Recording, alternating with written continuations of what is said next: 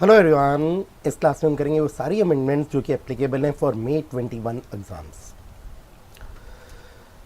Amendments जो होंगी May 21 exams की होंगी। इसका मतलब अगर सपोजिंगली किसी ने क्लासेस नहीं थी पहले और वो करना चाहता है वो अमेंडमेंट्स जो कि एप्लीकेबल थी फॉर नवंबर 2020 एग्ज़ाम्स, तो वो अमेंडमेंट्स इस अमेंडमेंट क्लास में कवर नहीं होंगी, क्योंकि वो सारी अमेंडमेंट्स मैं एक अलग अमेंडमेंट क्लास में करा चुका हूँ, जिस अमेंडमेंट क्लास का नाम दिया था amendments applicable for November 2020 exams. इसका मतलब जो भी अमेंडमेंट क्लास होती है उसमें ओनली 6 मंथ्स के अमेंडमेंट्स कवर होती है। सबसे पहले मैं आपको ओवरव्यू देता हूँ इन अमेंडमेंट्स का। जो हम बात करते हैं अमेंडमेंट्स की, तो हमारे दो पोर्शन है, एक है कंपनी लॉ और एक है अदर लॉज। अदर लॉज में आ जाते हैं हमारे पास 4 चैप्टर्स हैं। इन 4 चैप्टर्स ये जो अदर लॉज के हैं इनमें कोई भी अमेंडमेंट नहीं है, सो नो अमेंडमेंट। जो कंपनी लॉ का पोर्शन है उसमें हमारे पास अमेंडमेंट्स हैं और हमारे पास टोटल में ओनली होंगी 8 जगह अमेंडमेंट्स इन कंपनीज एक्ट, और ये अमेंडमेंट्स बहुत बहुत छोटी हैं। अब बेहतर क्या होगा, अमेंडमेंट्स पढ़ने का सबसे अच्छा तरीका आप लोगों का क्या रहेगा, आप इस अमेंडमेंट क्लास को जब वॉच करते हैं तो वॉच करने से पहले आपने पूरे का पूरा कंपनी लॉ अच्छे से पढ़ लिया है, याद कर लिया है, रिवाइज कर लिया है। ऐसा भूल जाएं कि कोई भी अमेंडमेंट है और पूरा कंपनी लॉ जो है वो आपने पहले पढ़ा हुआ है, उसे पढ़ लीजिए, रिवाइज कर लीजिए, फिर इस अमेंडमेंट क्लास को देखिए। ये अमेंडमेंट क्लास बहुत छोटी सी रहेगी, आई बिलीव ये 1 आवर से भी लेस की रहेगी अमेंडमेंट क्लास, जिससे हम ये 8 के 8 अमेंडमेंट्स कर लेंगे। पर ये अमेंडमेंट्स आपको बेहतर तरीके से तभी समझ आएंगी जो आपने जो पुराना पढ़ा हुआ है वो आपको अच्छे से याद हो। चलिए शुरू करते हैं अमेंडमेंट्स को पढ़ना। सबसे पहली अमेंडमेंट है, आपको इस तरीके से यहाँ लिखा मिलेगा A1। इसका मतलब ये पहली अमेंडमेंट है, अमेंडमेंट नंबर 1, इसलिए मैंने शॉर्ट में रख दिया, टॉपिक का नाम A1। Amendment in rule 14 of the companies prospectus and allotment of securities rules 2014। ये रूल 14 किस सेक्शन के साथ पढ़ा जाता है, तो आपको यहाँ लिखा मिल जाएगा सेक्शन 42 के साथ पढ़ा जाता है। सेक्शन 42 एक बहुत बहुत इंपॉर्टेंट सेक्शन है। इसमें हम पढ़ते हैं कंसेप्ट ऑफ प्राइवेट प्लेसमेंट, बहुत सारी कंडीशंस हैं, लॉ बहुत ज़्यादा स्ट्रिक्ट है with respect to private placement. अब इसमें कहाँ पर अमेंडमेंट है, तो मैंने ओनली वही रेलिवेंट पॉइंट दिया है। मेरे पास पॉइंट नंबर 3 है, रिक्वायरमेंट ऑफ स्पेशल रेजोल्यूशन। उसमें हम पहले जो पढ़ते थे वो 4 पॉइंट्स होते थे, A, B, C and D। अब मैं कहूँगा एक पॉइंट हम और ऐड कर देंगे, तो जब पॉइंट ऐड करेंगे तो B के बाद ऐड करेंगे, वो हो गया पॉइंट C, और जो पुराना पढ़ा जाने वाला पॉइंट C था अब वो हो जाएगा D, पुराना पढ़ा जाने वाला पॉइंट D बन जाएगा पॉइंट नंबर E। तो हमें ये एक नया पॉइंट है जो कि पढ़ना होगा। सबसे पहले इस पॉइंट को पढ़ते हैं, फिर इसका एनालिसिस जब करना होगा पॉइंट C का, तो हमें इसे रिलेट करना होगा। पॉइंट C को हम रिलेट करेंगे विद B पॉइंट B, और पॉइंट C को हम रिलेट करेंगे विद A पॉइंट B। पर पहले पढ़ते हैं पॉइंट C को। Also in case of offer or invitation of any securities to qualified institutional buyers, इन्हें हम शॉर्ट में बोल देते हैं QIBs। आप QIBs हैं। It shall be sufficient if the company passes a previous special resolution only once in a year for all the allotments to such qualified institutional buyers during the year। बस इतनी छोटी सी amendment है। अब ये amendment तब समझ में आएगी जो पॉइंट C में लिखे है, जब ऊपर लिखे गए पॉइंट A की बात भी समझ में आई हुई हो और पॉइंट B की बात भी अच्छे से समझ में आई हो। चलिए इन दोनों पॉइंट्स को भी पढ़ लेते हैं।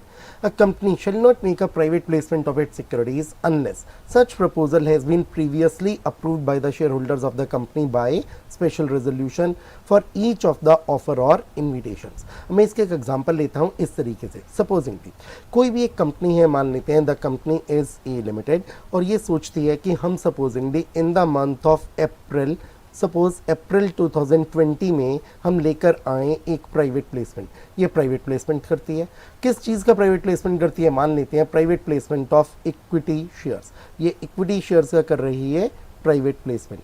क्या इसे इसके लिए स्पेशल रेजोल्यूशन चाहिए होगा? पॉइंट A पढ़ के हमें मालूम चलता है बिल्कुल इसे चाहिए होगा स्पेशल रेजोल्यूशन। सपोज आपको आगे बात फिर बताई गई, मान लेते हैं इसने क्या किया, सितंबर 2020 में भी फिर से एक प्राइवेट प्लेसमेंट किया।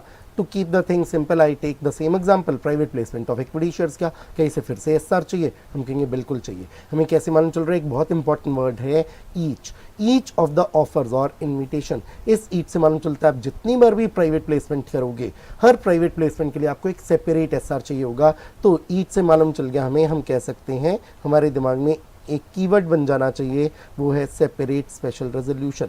जितनी बार आप प्राइवेट प्लेसमेंट करोगे उतने स्पेशल रेजोल्यूशंस पास करने होंगे। सपोज अब इसके बाद आप इन द मंथ ऑफ मार्च 2021 फिर से सपोज प्राइवेट प्लेसमेंट करना चाहते हो इक्विटी शेयर्स का, कि आपको एक और एसआर चाहिए होगा, बिल्कुल आपने 3 बार प्राइवेट प्लेसमेंट किया 1, 2 एंड 3, तो आपको 3 बार एसआर पास करना होगा। हमारे पास कंसेप्ट बन गया इस पॉइंट नंबर ए में कि जब जब कंपनियां प्राइवेट प्लेसमेंट करोगे अपनी कोई भी सिक्योरिटीज का, तो इसलिए चाहिए होगा आपको separate special resolution for each offer of private placement. चलिए आ जाते हैं point number B. Point number B शुरू ही होता है वर्ड हाउएवर से, इससे हमें मालूम चल जाता है जो हमने पॉइंट ए में पढ़ा है हम उसकी एक्सेप्शन पढ़ने जा रहे हैं, क्योंकि हाउएवर का मतलब आया लेकिन, तो इसका मतलब ये हमें कुछ एक्सेप्शंस की बात बता रहा है। अब एक्सेप्शंस कितनी है, आगे हमारे पास 2 सब पॉइंट्स हैं, एक 1 एक 2, इसका मतलब 2 हो गई इसकी एक्सेप्शंस। एक्सेप्शंस को पढ़ते हैं, पॉइंट बी का पॉइंट नंबर 1 पढ़ेंगे। तो पॉइंट बी का पॉइंट 1 पढ़ने के लिए पॉइंट बी की पहली लाइन पूरी पढ़ेंगे, फिर पॉइंट 1 पढ़ेंगे। इसी तरीके से जब पॉइंट बी का पॉइंट 2 पढ़ेंगे तो पॉइंट बी वाली एक लाइन पूरी पढ़ेंगे और पॉइंट 2 पढ़ेंगे। चलिए पढ़ते हैं बी का 1। However in case of offer और invitation for non convertible debentures, ये बहुत इंपॉर्टेंट कीवर्ड्स हुए। It shall be sufficient if the company passes a previous special resolution only once in a year for all the offers or invitations for such debentures during the year, in case the proposed amount to be raised through such offer or invitation exceeds the limit specified under section 180 subsection number 1 clause number C। और वो limit क्या है वो हमें आगे लिखी मिल गई, 100% of the aggregate of its paid up share capital, free reserves and securities premium account।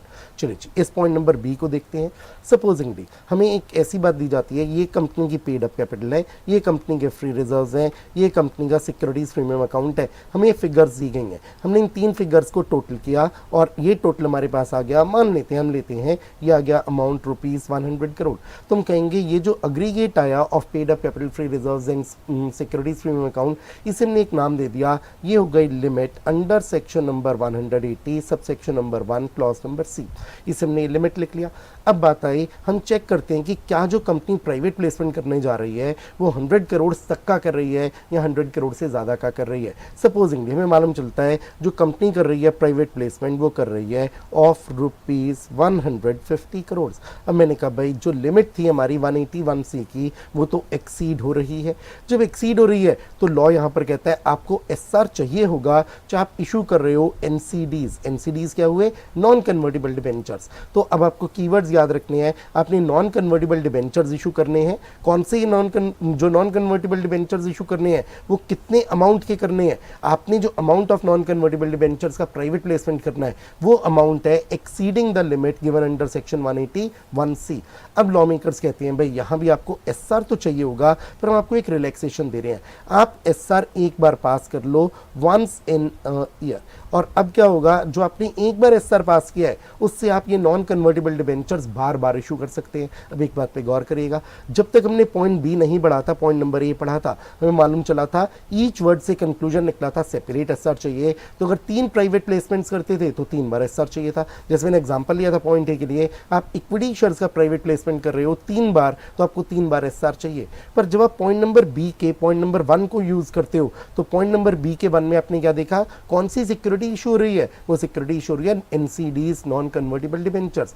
Non convertible debentures के लिए आपको एसआर तो अभी भी पास करना होगा, पॉइंट ए में भी एसआर पास करना था और पॉइंट बी के पॉइंट 1 में भी एसआर पास करना है। पर पॉइंट बी के पॉइंट 1 ने आपको एक फायदा क्या दिया, फ़ायदा ये दिया आपको बार बार एसआर पास नहीं करना। अगर आप एनसीडीज इशू करते हो सपोज एक ही ईयर में 3 बार, तो आपको 3 बार एसआर पास नहीं करना। नॉन कन्वर्टिबल डिबेंचर्स के लिए केवल एक एसआर पास कर लो, 1 साल के लिए सफिशिएंट होगा।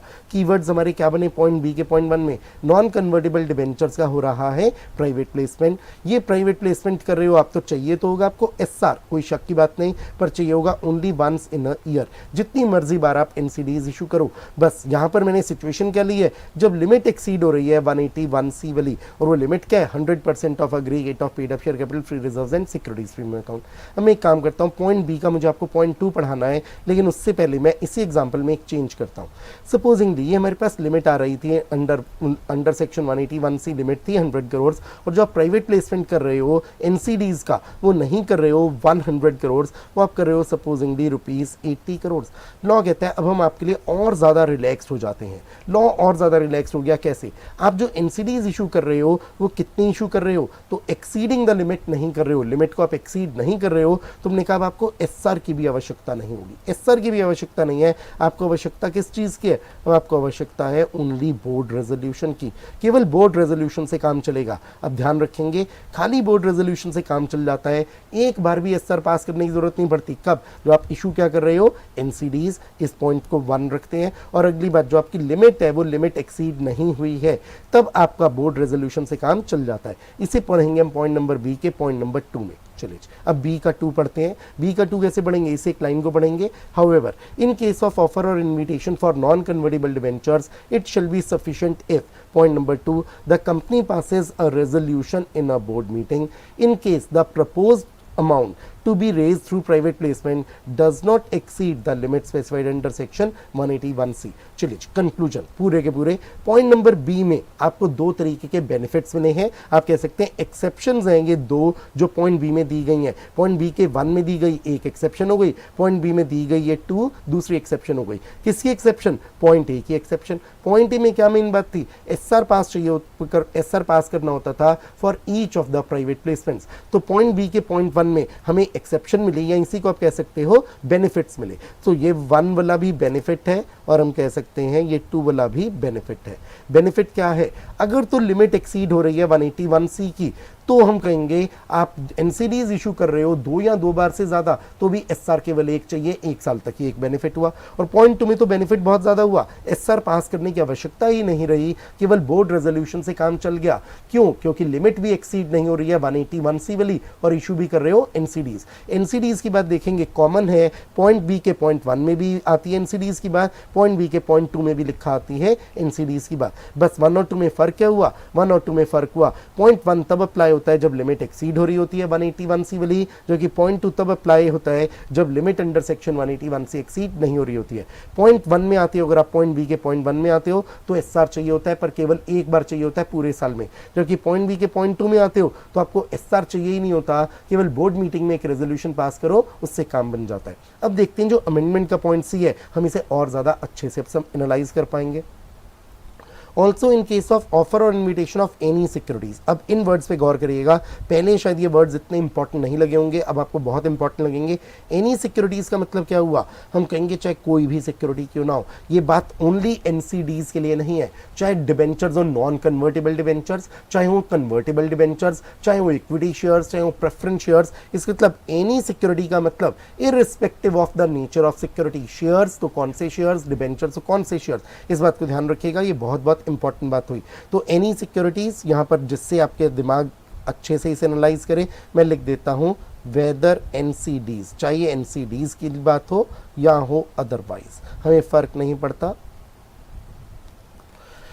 तो आगे बढ़ते हैं, बस किसको इशू किए जा रहे हैं, तो यहां पर आपको उन इन्वेस्टर्स पर ध्यान देना है जिन्हें इशू किए जा रहे हैं। जिन इन्वेस्टर्स को इशू किए जा रहे हैं अगर वो सारे QIBs हैं, तो आपको लॉ एक फायदा दे रहा है। वो क्या कह रहा है, हम कहते हैं सफिशिएंट होगा कंपनी आप एक एसआर पास करो, और वो भी केवल 1 साल में एक बार पास कर लो, for all the allotments to such QIBs। इसका मतलब जितनी मर्जी बार प्राइवेट प्लेसमेंट करो। मैं अब इसका एग्जाम्पल कैसे लेता हूँ, मान लेते हैं मैंने एग्जाम्पल ये लिया, कंपनी ने अप्रैल 2020 में सपोज प्राइवेट प्लेसमेंट किया, और प्राइवेट प्लेसमेंट किस चीज़ का किया, प्राइवेट प्लेसमेंट किया ऑफ इक्विटी शेयर्स। चलो जी, आगे मैंने 2 लिखकर अभी छोड़ दिया, मैंने ये बात नहीं लिखी। फिर सपोज मैंने IC एग्जाम्पल में एक बात और ली, मान लेते हैं कंपनी ने सितंबर 2020 में भी कहा हम प्राइवेट प्लेसमेंट ही करेंगे, इक्विटी शेयर्स का ही करेंगे, और किसे करेंगे ये भी मैंने आपको नहीं बताया। सपोज आप पॉइंट नंबर ए को देखते हैं, तो आपको ए को देख के मालूम चल जाता है जितनी बार भी करोगे प्राइवेट प्लेसमेंट उतनी बार एसआर चाहिए होगा। तो पॉइंट नंबर ए को देख के लगता है भाई कि इस अप्रैल वाले के लिए भी हमें चाहिए होगा एसआर, और इसे मैं बोल देता हूं सेपरेट एसआर। और सितंबर वाले प्राइवेट प्लेसमेंट के लिए भी आपको चाहिए होगा एक सेपरेट एसआर। ये पॉइंट नंबर ए को पढ़ के मालूम चलता है। पॉइंट नंबर बी देखें तो मेरे इस एग्जांपल में फिट नहीं होगा, क्यों, पॉइंट नंबर बी केवल तभी फिट यूज हो पाता है जब नॉन कन्वर्टेबल डिबेंचर्स हो। पर मेरे एग्जांपल में इक्विटी शेयर्स इशू किए जा रहे थे अप्रैल 2020 में भी, और इक्विटी शेयर्स ही प्राइवेट प्लेसमेंट द्वारा इशू किए जा रहे थे सितंबर 2020 में, तो पॉइंट बी का बेनिफिट नहीं मिलेगा, बी का बेनिफिट नहीं मिलेगा। और ए पॉइंट के हिसाब से सेपरेट एसआर चाहिए होंगे 2। पर अब एक बात देखिएगा, सपोज मैं कहता हूं ये जो इशू किया जा रहा है वो इशू किससे किया जा रहा है, प्राइवेट प्लेसमेंट के जरिए क्यूआईबीज को, और ये भी इशू किया जा रहा है क्यूआईबीज को। जब क्यूआईबीज को इशू किया जा रहा है तो क्या अब पॉइंट नंबर सी का बेनिफिट मिल जाएगा? मैं कहूंगा बिल्कुल हमें पॉइंट सी का बेनिफिट मिल जाएगा। और जैसे ही पॉइंट सी का बेनिफिट मिलेगा क्या हमें सेपरेट एसआर की जरूरत होगी? मैं लिख दूंगा नो, सेपरेट एसआर की जरूरत नहीं होगी। सेपरेट एसआर की जरूरत नहीं होगी तो इसका मतलब कितने एसआर की जरूरत होगी? मैं कहूंगा ओनली 1 एसआर। आपको केवल एक बार एसआर पास करना है, तो 1 एसआर इन अ ईयर, एक साल में आपको केवल एक एसआर पास करने की आवश्यकता हुई। चाहे यहाँ पर जो सिक्योरिटी इशू की जा रही है वो क्या है, वो है इक्विटी शेयर्स।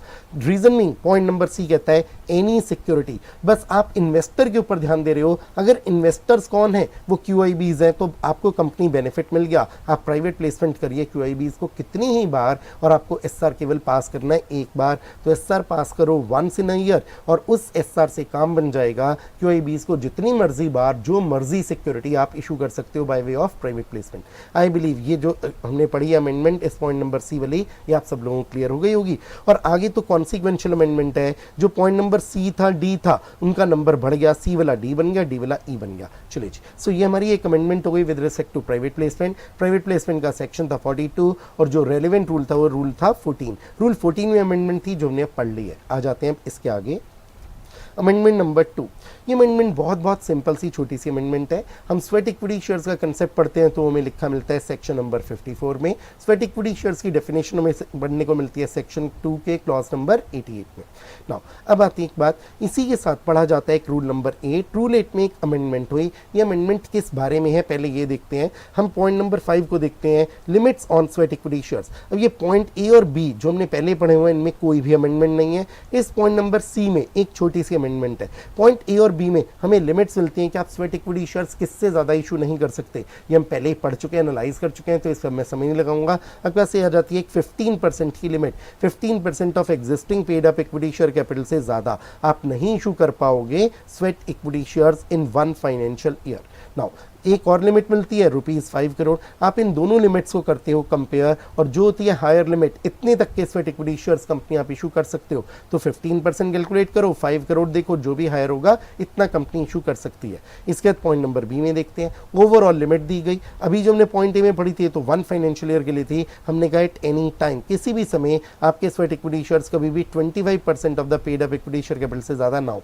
इन दो पॉइंट्स में ए और बी में तो कोई अमेंडमेंट नहीं है। पॉइंट नंबर सी था स्टार्टअप कंपनी के लिए। अभी मैं कुछ वर्ड्स को बढ़ता हूं। आप एक स्टार्टअप कंपनी हो, आप जो स्टार्टअप कंपनी हो आपको एक फायदा मिला था कि आप 5 साल तक, अब पहले ये पुरानी लिमिट होती थी 5 साल, अमेंडमेंट यही है कि 5 साल का पीरियड बढ़ाकर कर दिया गया है 10 साल। आपको फायदा मिलता था, ये जो आपके लिए परसेंटेजेस थी 15 और 25, इसके बजाय हम परसेंटेज देखते थे बहुत बड़ी होती थी 15%। अब अपनी पेड अप कैपिटल का 50% तक का इशू कर सकते हो स्वेट इक्विटी शेयर्स। तो आप एक स्टार्टअप कंपनी हो, आपको फायदा क्या मिलता था, आप इशू जो करना चाहते हो स्वेट इक्विटी शेयर्स, आप चाहो तो इशू कर सकते हो sweat equity shares not exceeding 50%। तो आपके लिए लिमिट बढ़ गई। 15 या 25% की लिमिट को हम ध्यान नहीं देंगे, हम लिमिट कितनी ध्यान देंगे, 50% की लिमिट। अभी भी 50% ही है, अमेंडमेंट से पहले भी 50% थी, अमेंडमेंट के बाद भी 50% है।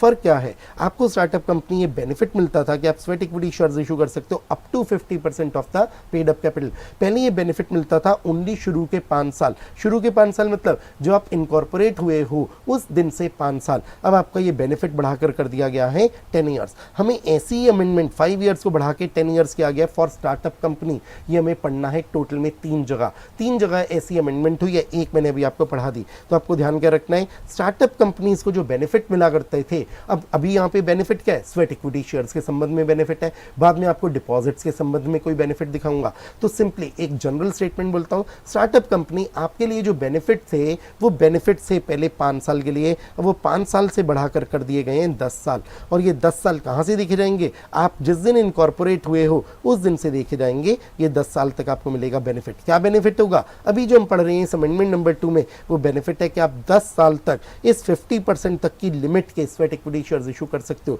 50% किस चीज़ का देखोगे? पेड अप कैपिटल का। चलिए, ये हो गई हमारी अमेंडमेंट नंबर 2। आ जाते हैं अब इससे आगे अमेंडमेंट नंबर 3 पर।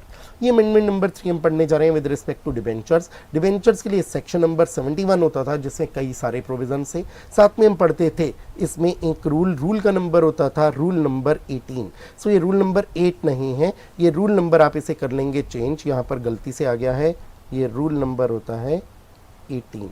सो रूल नंबर 18 में हम पढ़ते थे डिबेंचर्स को लेकर कई सारे प्रोविजंस। चलिए, सो आ जाते हैं रूल नंबर 18 में जो जो चीज़ें पहले लिखी हुई थी। अगर हम देखें, पॉइंट नंबर 2 था जिसमें कि अमेंडमेंट है कि आपको इन्वेस्टमेंट करनी होती थी, डिपॉजिट करना होता था 15% of the amount of debentures को कुछ सेफ जगह क्या होती थी? ये 4 जगह, ये पहले की जगह बिल्कुल सेम है। कब तक आपको इन्वेस्टमेंट करनी होती थी? 30 अप्रैल तक करनी होती थी। ये डेट भी पहले की तरह बिल्कुल सेम है। कितना अमाउंट इन्वेस्ट करना होता था? 15%। 15% किस चीज़ का लेते थे? Amount of debentures maturing up to 31st day of March of the next year. तो नेक्स्ट ईयर की जो 31st मार्च होगी उस दिन तक जितने भी डिबेंचर्स मैच्योर होने हैं आप उनका अमाउंट लिख लोगे, उसका 15% कैलकुलेट कर लोगे। जो अमाउंट 15% कैलकुलेट होकर आया उसे आप इन 4 जगह इन्वेस्टमेंट करोगे। तो इसे हम बोल देते हैं डिबेंचर रिडम्पशन इन्वेस्टमेंट अकाउंट है, या लॉ इसे नाम नहीं दे रहा डिबेंचर रिडम्पशन इन्वेस्टमेंट, तो आप इसे बोल देते हो कि आपने कुछ सम को सम मींस SUM सम बोल रहा हूं मैं, कुछ सम को दैट मींस कुछ अमाउंट को इन्वेस्ट करना है, डिपॉजिट करना है सेफ जगह। और वो सेफ जगह कितनी है? 4 है। ये पहले की तरह बिल्कुल सेम है, कोई अमेंडमेंट नहीं। इस अमाउंट को आप किससे यूटिलाइज करोगे? ओनली एक पर्पस के लिए, रिडम्पशन ऑफ डिबेंचर्स के लिए। अब अमेंडमेंट यहां पर है एप्लीकेबिलिटी एंड नॉन एप्लीकेबिलिटी को लेकर। चलिए पढ़ते हैं इसे। The provisions relating to investment oblique deposit of sum means जो अमाउंट है आपका 15% वाला, shall apply only in case of.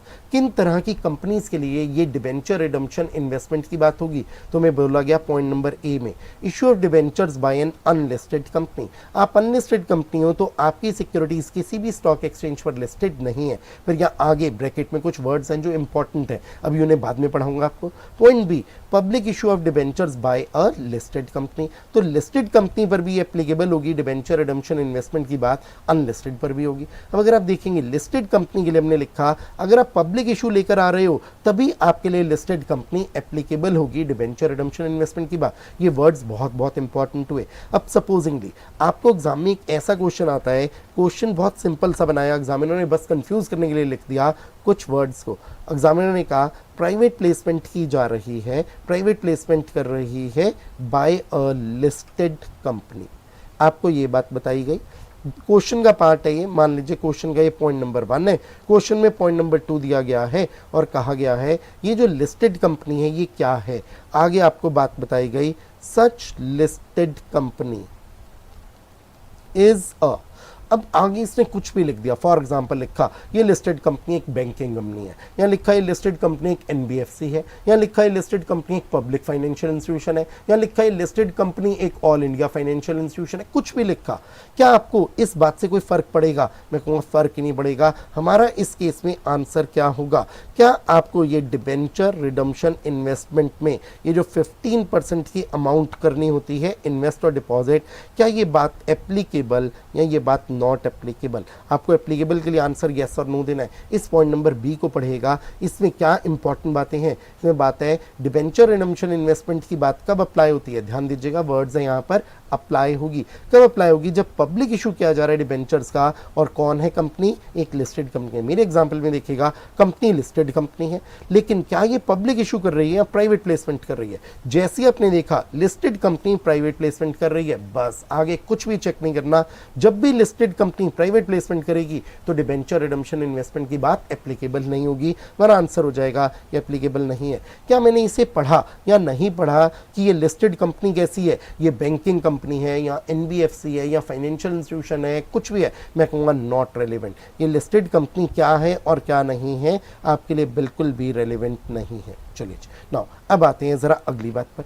Suppose आपको एक बात बताई गई कि ये लिस्टेड कंपनी है और ये लिस्टेड कंपनी प्राइवेट प्लेसमेंट नहीं कर रही है, ये लिस्टेड कंपनी क्या कर रही है, ये कर रही है पब्लिक इशू ऑफ डिबेंचर्स। और अब जब पब्लिक इशू ऑफ डिबेंचर्स कर रही है तो हमें बताना है कि क्या अब इसे डिबेंचर रिडम्पशन इन्वेस्टमेंट बनाना है, डिपॉजिट करना है 15% का अमाउंट, क्या नहीं करना है। अब जल्दबाजी में आंसर नहीं करेंगे, मैं इस आंसर नो को भी मिटा देता हूं, कहता हूं पढ़ेंगे।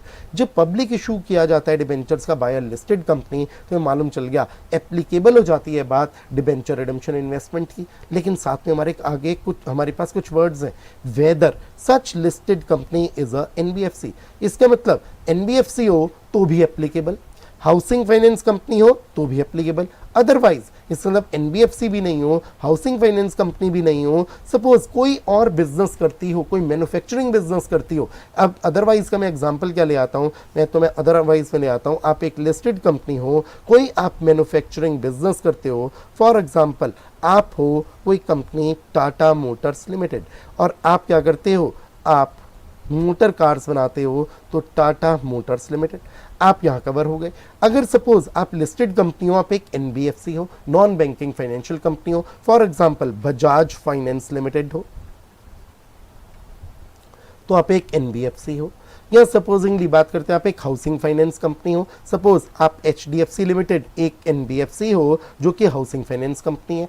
तो इन तीनों ही केसेस में अब आपको याद रखना है एनबीएफसी हो तो भी हम कहेंगे एप्लीकेबल, अगर आप हाउसिंग फाइनेंस कंपनी हो तो भी एप्लीकेबल, अदरवाइज हो जैसे टाटा मोटर्स लिमिटेड तो भी आप अदरवाइज। इन तीनों ही केसेस में आपके लिए बनाना जरूरी हो गया है डिबेंचर रिडम्पशन इन्वेस्टमेंट अकाउंट। 15% का अमाउंट आपको डिपॉजिट में इन्वेस्ट करना होगा। तो अब अगर मैं बोलूं यहां पर ये रेलेवेंट हो जाएगा कि ये लिस्टेड कंपनी क्या है, तो पब्लिक इशू लेकर आ रही है, आपने इस बात को देखा, लिस्टेड कंपनी है तो आपने देखा ये लिस्टेड कंपनी क्या है, सपोज आपको मालूम चल गया एनबीएफसी है, तो मेरा आंसर क्या होगा, क्या 15% की बात एप्लीकेबल होगी, मेरा आंसर होगा यस, क्योंकि ये एनबीएफसी है इसलिए हम बोलेंगे ये एप्लीकेबल है, आपको 15% का अमाउंट डिपॉजिट ऑब्लिक इन्वेस्ट करना है। सपोज मैं कहता हूँ एनबीएफसी नहीं है, हाउसिंग फाइनेंस कंपनी, मैंने शॉर्ट में एचएफसी लिख दिया, अभी भी आंसर यही रहेगा। या सपोज मुझे मालूम चल गया ये अदरवाइज है, अदरवाइज का मतलब क्या हुआ, ये इन दो के अलावा है, एनबीएफसी के अलावा है, एचएफसी के अलावा है। फॉर एग्जांपल ये कोई ट्रेडिंग बिजनेस करती है, कोई मैन्युफैक्चरिंग बिजनेस करती है, सर्विसेज रेंडर करती है,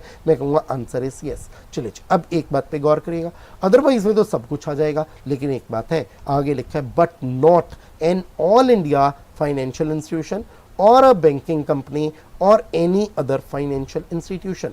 अब मैं कहता हूं भाई क्वेश्चन मैं इस तरीके से रखता हूं, सपोजिंगली आपको ये बात बताई जाती है कि ये जो लिस्टेड कंपनी है ये क्या है, ये एक ऑल इंडिया फाइनेंशियल इंस्टीट्यूशन है, AIFI है। अब मेरा आंसर ये यस रहेगा या ये नो हो जाएगा। अब मैं कहूँगा भाई आपको फ़ायदे दे दिए गए, अगर आप ऑल इंडिया फाइनेंशियल इंस्टीट्यूशन हो तो आपको ये झंझट नहीं करना कि 15% के अमाउंट को डिपॉजिट करना है, AIFIs के लिए हमने आपको एग्जेम्पशन दे दी। अगर आप एक बैंकिंग कंपनी हो, सपोजिंगली आप हो ICICI बैंक लिमिटेड, अब बैंकिंग कंपनी हो तो भी हमने आपको बेनिफिट दे दिया, हमने कहा आपके लिए भी नहीं एप्लीकेबल है ये इन्वेस्टमेंट करने की बात। सपोजिंगली आप एनी अदर फाइनेंशियल इंस्टीट्यूशन हो, जिसे हम बोल देते हैं आप एक पब्लिक फाइनेंशियल इंस्टीट्यूशन हो, तो भी आपके लिए ज़रूरत नहीं है। तो कितने लोगों के लिए ज़रूरत नहीं है ये 15% के अमाउंट को डिपॉजिट करने की, इन्वेस्ट करने की? 3 लोगों के लिए। यहाँ मैं नंबरिंग कर देता हूँ रोमन वाली। इन 1 AIFI के लिए ज़रूरी नहीं है, बैंकिंग कंपनी 2 के लिए नहीं है, और any other financial institution that means public financial institutions के लिए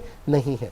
तो अब अगर सिंपल सी बात आए, एनबीएफसी हो तो ज़रूरत है, हाउसिंग फाइनेंस कंपनी हो ज़रूरत है, अभी मैं अदरवाइज के लिए वर्ड नहीं यूज़ कर रहा, AIFI हो ज़रूरत नहीं है, बैंकिंग कंपनी हो ज़रूरत नहीं है, एनी अदर फाइनेंशियल इंस्टीट्यूशन हो ज़रूरत नहीं है। अब एक सिचुएशन ले लीजिए, अगर आप ऐसी सिचुएशन लेते हैं Tata Motors limited, Tata Motors limited तुम तो एनबीएफसी भी नहीं हो, हाउसिंग फाइनेंस कंपनी भी नहीं हो, बैंकिंग कंपनी भी नहीं हो, एनी अदर फाइनेंशियल इंस्टीट्यूशन भी नहीं हो, ऑल इंडिया फाइनेंशियल इंस्टीट्यूशन भी नहीं हो, तो टाटा मोटर्स लिमिटेड कहाँ कवर हो रही है? अदरवाइज में कवर हो रही है।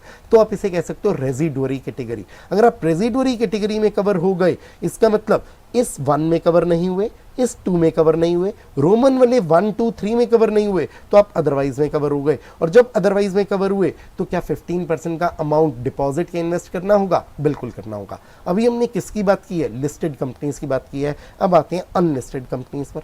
अनलिस्टेड कंपनीज में आप देखेंगे आपको यहाँ वर्ड इशू लिखा मिल रहा है। रीजन मीन मैं ये नहीं कह सकता भाई कि अनलिस्टेड कंपनी पब्लिक इशू करेगी, बिल्कुल नहीं। ये अनलिस्टेड कंपनी है तो ये पब्लिक इशू करेगी ही नहीं, क्योंकि अगर पब्लिक इशू ऑफ डिबेंचर्स करेगी तो बन जाएगी ये लिस्टेड कंपनी। तो इसका मतलब यहाँ इशू का मतलब क्या होगा? इशू का मतलब होगा ये प्राइवेट प्लेसमेंट ही कर रही होगी। तो जब आप अनलिस्टेड कंपनी प्राइवेट प्लेसमेंट करते हो तो क्या आपके ऊपर 15% का अमाउंट डिपॉजिट का इन्वेस्ट करने की बात एप्लीकेबल होती है? बिल्कुल होती है, अप्लाई होती है जब भी आप कर रहे हो अनलिस्टेड कंपनी डिबेंचर्स का इशू। और ये इशू कैसा होगा? ऑब्वियस सी बात है, प्राइवेट प्लेसमेंट होगा। बस यहां पर भी हमने कुछ बेनिफिट्स दिए हैं, ये इजी है याद करना। अदर देन, अब अदर देन के बाद आप देखोगे पॉइंट नंबर 1 AIFI बिल्कुल सेम आ गया, बैंकिंग कंपनी सेम आ गया, अदर फाइनेंशियल इंस्टीट्यूशंस इनका भी रेफरेंस आया था। अभी आगे पढ़े पॉइंट बी में NBFCs के लिए भी नहीं रहा और हाउसिंग फाइनेंस कंपनीज के लिए भी नहीं रहा।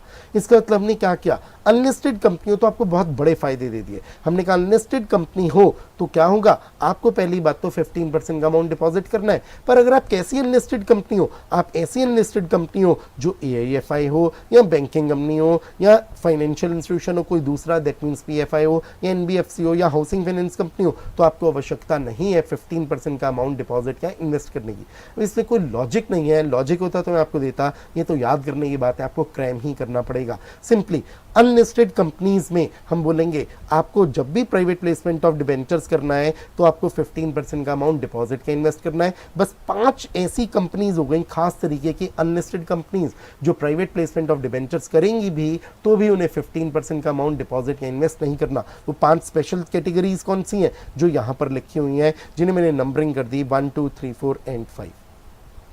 चलिए ये हो गई हमारी एक और अमेंडमेंट। अब आ जाते हैं इसके आगे। मैंने आपको ये अमेंडमेंट में सब कुछ पढ़ा दिया है। यस, बस एक करेक्शन करनी थी, ये गलती से रूल 8 लिखा होता है, ये होना चाहिए था रूल नंबर 18, क्योंकि जब हम डिबेंचर्स पढ़ते हैं तो उसमें सेक्शन 71 के साथ पढ़ा जाता है रूल नंबर 18।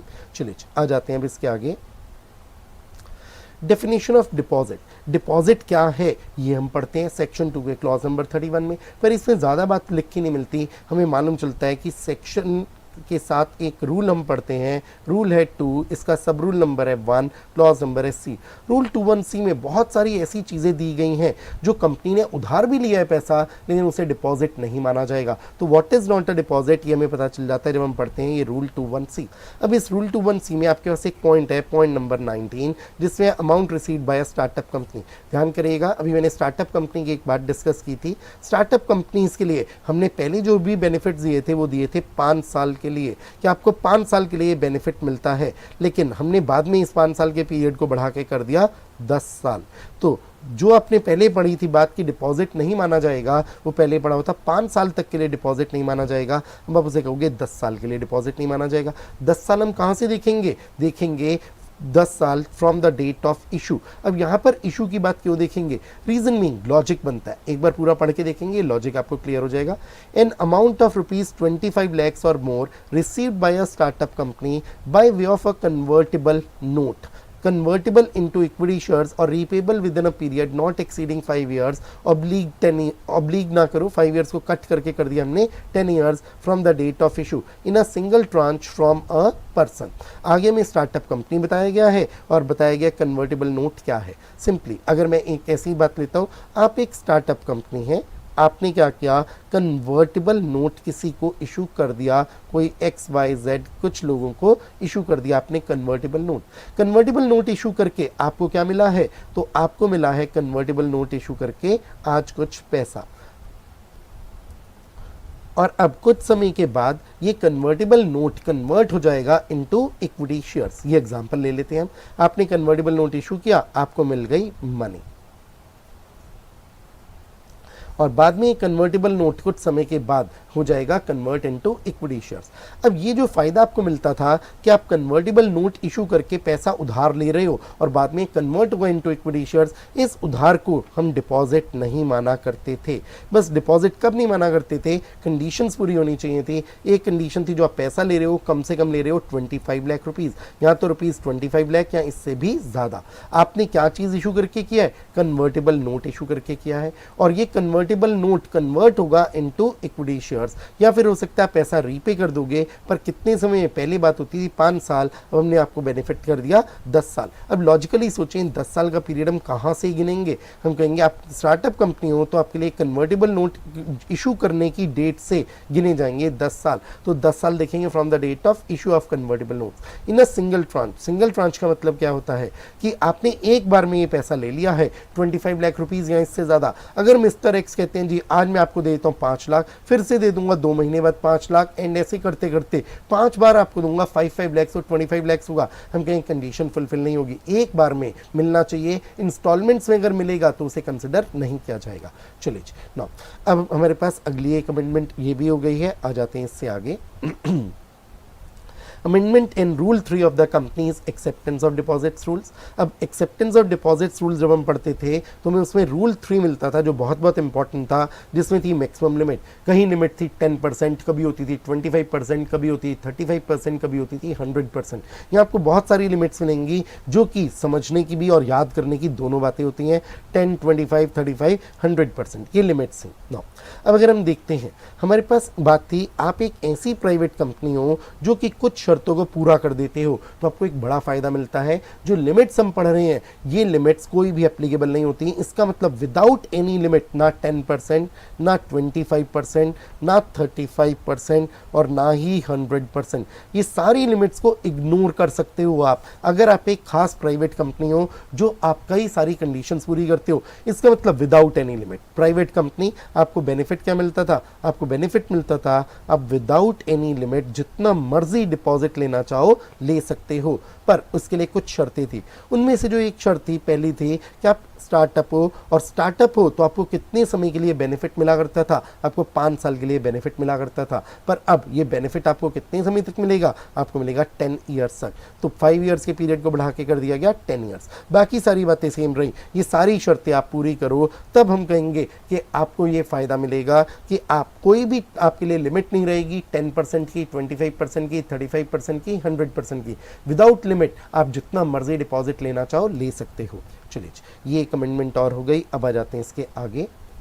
सेक्शन नंबर 92 में एक अमेंडमेंट है, उस अमेंडमेंट को देखते हैं। आपके पास एक पॉइंट होता था point number 6, extract of the annual return. इस पॉइंट को आप कट कर देंगे और ये एक नया पॉइंट 6 आ जाएगा। ये पुराने पॉइंट को पढ़ना हमारे लिए काम का रहेगा। पुराना पॉइंट एक बार पढ़ते हैं।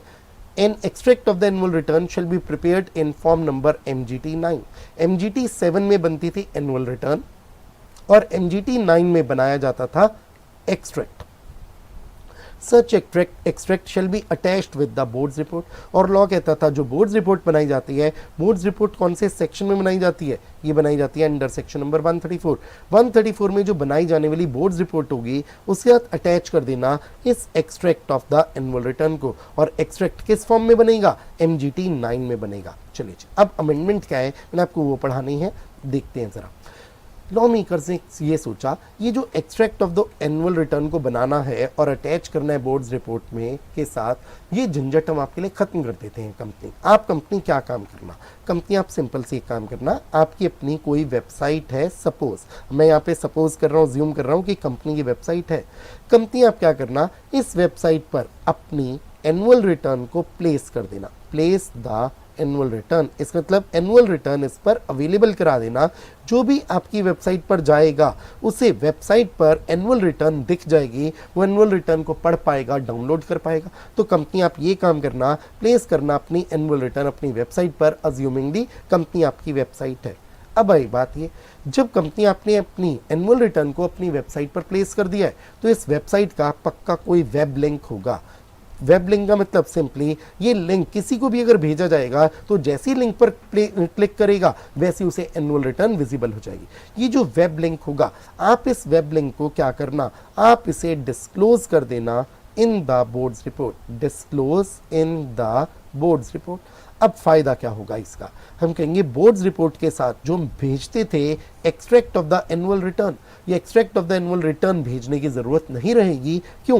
कंपनी तुमने दो काम कर दिए। तुमने कौन कौन से दो काम किए? पहला काम, तुमने एनुअल रिटर्न को प्लेस कर दिया अपनी वेबसाइट पर। दूसरा काम किया, ये जो एनुअल रिटर्न आपने अपनी वेबसाइट पर प्लेस किया है, इसका वेब लिंक आपने डिस्क्लोज कर दिया इन द बोर्ड्स रिपोर्ट। तो अब जो भी बोर्ड्स रिपोर्ट पढ़ेगा, अगर वो देखना चाहता है, वो पूरी एनुअल रिटर्न ही देख पाएगा इस वेब लिंक पर जाकर। उसे एक्सट्रैक्ट की अलग से जरूरत ही नहीं है। तो अब सोचें, जैसी कंपनी तुम इन दोनों पॉइंट्स को पूरा कर दोगी तो क्या होगा? क्या तुम्हें extract of the annual return बनाने की जरूरत होगी या बनाने की जरूरत नहीं होगी? हम कहेंगे बनाने की जरूरत नहीं होगी। Extract of annual return is not required, इसकी आवश्यकता ही नहीं रही। तो इससे अब हमने एक अमेंडमेंट किया और कहा extract of the annual return बनाने की आवश्यकता नहीं है। कब नहीं है? अगर कंपनी ने अपनी वेबसाइट पर प्लेस कर दिया एनुअल रिटर्न को, और जो एनुअल रिटर्न प्लेस किया वेबसाइट पर उसका वेब लिंक भेज दिया, डिस्क्लोज कर दिया इन द बोर्ड्स रिपोर्ट। बड़ी सिंपल सी बात। चलिए नाउ अब देखते हैं, इसी पॉइंट को यहां पढ़ते हैं। Point number A, every company shall place a copy of the annual return on the website of the company if any, and the web link of such annual return shall be disclosed in the board's report। जो यहाँ point A में लिखा हुआ है मैंने आपको बता दिया स्टेप्स में, दो स्टेप्स से बता दिया कि एनुअल रिटर्न को प्लेस कर दो वेबसाइट पर और उसका वेब लिंक डिस्क्लोज कर दो इन द बोर्ड्स रिपोर्ट। बस अब एक बात को सोचेगा, वेबसाइट ऑफ द कंपनी के बाद वर्ड्स हैं इफ एनी। अब एक सिचुएशन लीजिएगा, सपोजिंगली एक कंपनी कहती है जी हम वेबसाइट पे प्लेस ही नहीं कर पा रहे अपनी एनुअल रिटर्न। क्यों? क्योंकि हमारी तो वेबसाइट ही नहीं है, और वेबसाइट ना होना कोई गुनाह नहीं है, या ये नहीं हम कहेंगे कि वेबसाइट होना कंपलसरी है। नहीं भाई, बिल्कुल मुमकिन है। वेबसाइट अगर नहीं है, इन वर्ड से ही मालूम चल जाता है वेबसाइट होना कंपलसरी नहीं है। अगर वेबसाइट नहीं है तो कंपनी तुम प्लेस ही नहीं कर पाओगी। जब प्लेस ही नहीं कर पाओगी तो वेब लिंक ही नहीं होगा, और जब कोई वेब लिंक ही नहीं होगा तो इसे डिस्क्लोज नहीं कर पाओगे बोर्ड्स रिपोर्ट में। अब क्या होगा भाई? अब हम एक चीज कहेंगे भाई, जब ये दो बातें टिक नहीं हो पा रही, जब ये दो बातें टिक हो जाती हैं तो हम कहते हैं extract of the annual return की आवश्यकता नहीं है। लेकिन क्योंकि अब ये दो बातें टिक नहीं हो पा रही, इससे extract of the annual return की जरूरत है। अब बनाओ extract of the annual return. इससे आगे पॉइंट नंबर बी पढ़ लेते हैं। Every company shall attach with the board's report an extract of the annual return. Extract of the annual return किस फॉर्म में बनेगा?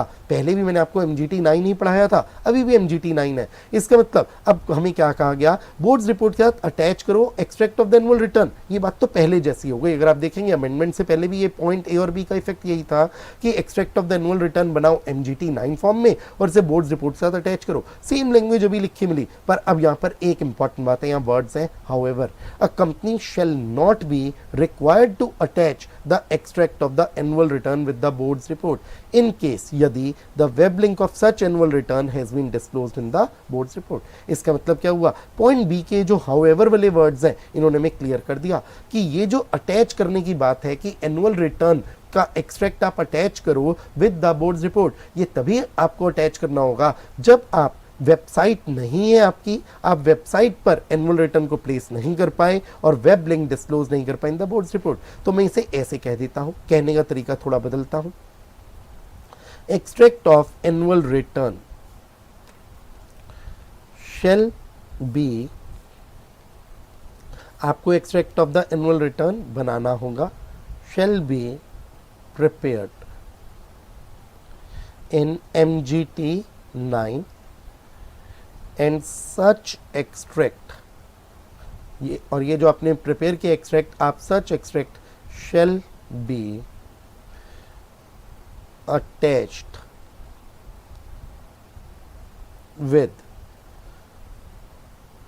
Boards report. मैंने ये बात लिख दी। अब इसे मैं क्या कहूंगा? ये बात कब होगी? ये बात होगी in case there is no website of the company.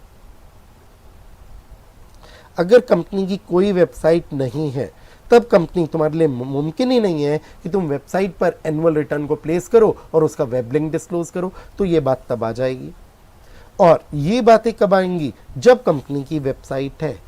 ये बात तब आएगी in case company has a website, company की वेबसाइट है।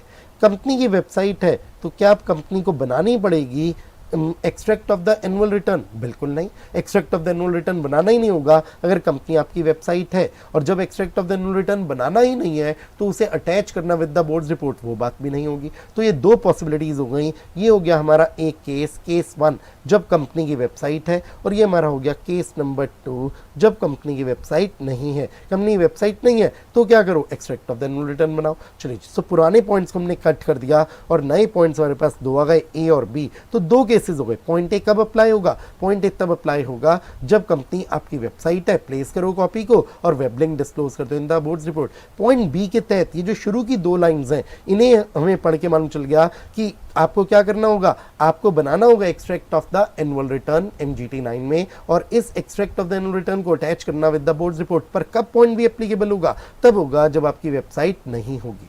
चलो जी, नाउ आ जाते हैं, ये सेक्शन 92 के तहत हमने पढ़ ली है अमेंडमेंट। आ जाते हैं इसके बाद अगली अमेंडमेंट पर। जो अगली अमेंडमेंट है वो है CSR के कंसेप्ट में। अब जब हम CSR का कंसेप्ट पढ़ते हैं तो इस CSR के कंसेप्ट में सेक्शन पढ़ते हैं 135, शेड्यूल नंबर 7 पढ़ते हैं, और CSR पॉलिसी रूल्स 2014 भी पढ़ते हैं। तो तीन चीज़ों से पढ़कर हम कंसेप्ट को बनाते हैं।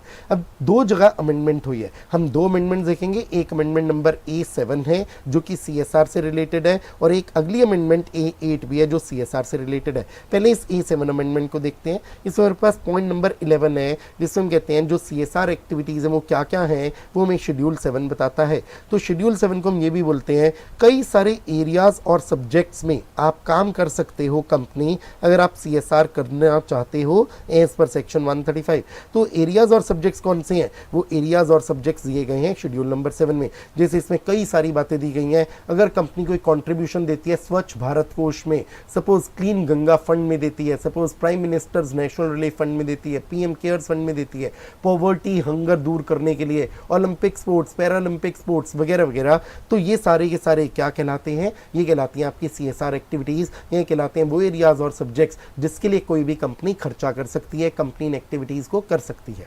अब इसमें अमेंडमेंट कहाँ कहाँ पर है, तो इसमें हैं ये आइटम्स। ये है आइटम नंबर 6 जो हम पढ़ रहे हैं, इन्हें हम आइटम नंबर बोलेंगे। तो हम कहेंगे इसे आप बोलेंगे कैसे, ये है आइटम नंबर 6। आइटम नंबर 6 में एक अमेंडमेंट है, उसे पढ़ते हैं। Measures for the benefit of armed forces veterans. Veterans को आप सिंपल शब्दों में बोल सकते हो, जो भी सोल्जर्स हैं हमारे, इसे सिंपल शब्दों में बोल देता हूं मैं, तो सोल्जर्स। तो जो भी हमारे सोल्जर्स हैं आर्म्ड फोर्सेस, अब आर्म्ड फोर्सेस में हम किसे कवर कर लेंगे, तो हम कवर कर लेंगे मिलिट्री को, एयरफोर्स को, नेवी को। तो ये आर्म फोर्सेस में कवर हो गए, मिलिट्री, नेवी और एयरफोर्स। जो भी सोल्जर्स हैं, अगर कोई कंपनी इन सोल्जर्स के लिए कोई भी खर्चा करती है तो हम कहेंगे इनकी भलाई के लिए किया गया खर्चा, वो भी कहलाएगा CSR। वॉर विडोज, किसी सोल्जर की डेथ हो गई है तो क्या होगा, हम कहेंगे उस केस में जो इसकी विडो होगी उसके लिए भी अगर कोई कंपनी खर्चा करती है वो भी कहलाएगा CSR। एंड देयर डिपेंडेंट्स, इनके ऊपर डिपेंडेंट्स है, मान लेते हैं इनके बूढ़े माँ बाप थे, उनके लिए भी कोई कंपनी खर्चा करती है तो वो भी कहलाएगा CSR। ये तो पहले भी था, अब एडिशन क्या है, सेंट्रल आर्म्ड पुलिस फोर्सेस, जिसे बोल दिया गया CAPF।